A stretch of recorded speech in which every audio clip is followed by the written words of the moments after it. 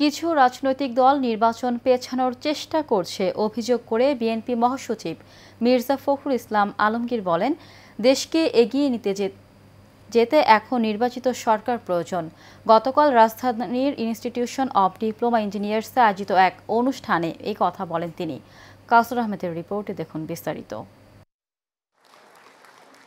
মহাকালের মহানায়ক শহীদ জিয়া নামক একটি বইয়ের মোড়ক উন্মোচন অনুষ্ঠানে প্রধান অতিথি হিসেবে উপস্থিত ছিলেন বিএনপি মহাসচিব মির্জা ফখরুল ইসলাম আলমগীর। এ সময় ফখরুল বলেন, কিছু কিছু লোক বিএনপিকে ভিলেন বানানোর চেষ্টা করছে, অথচ দেশের সব ভালো কাজের শুরু করেছে বিএনপি।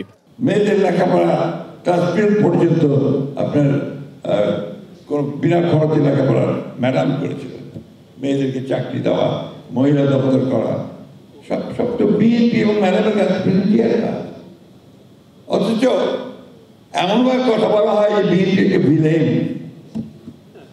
কিছু কিছু লোক বলার চেষ্টা করে, আমি বিস্মিত হই।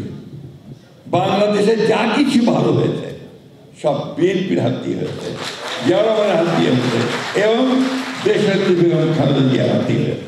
পরে নির্বাচনের প্রয়োজনীয়তার কথা উল্লেখ করে বিএনপি মহাসচিব বলেন, কেউ কেউ পরিকল্পিতভাবে নির্বাচন পেছানোর চেষ্টা করছে। আমি কোন দলকে তো সফল করতে চাই না, কোন ব্যক্তিগত সফল করতে চাই না, কিন্তু হতাশার সঙ্গে লক্ষ্য করি যে কোনো রাজনৈতিক দল নির্বাচন যেন পিছিয়ে যায়, নির্বাচন যেন সঠিক সময় না হয় তার চেষ্টা করছেন। এটা ঠিক হচ্ছে না। অনুষ্ঠানে শহীদ রাষ্ট্রপতি জিয়াউর রহমানের অবদানের কথা তুলে ধরেন আমন্ত্রিত অতিথিরা।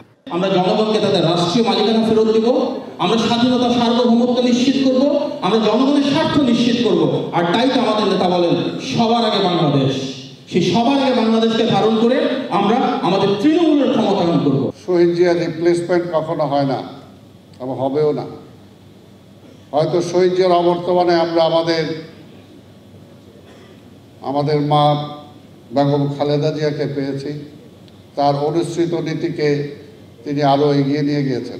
কাউসার আহমেদ, এশিয়ান টেলিভিশন, ঢাকা।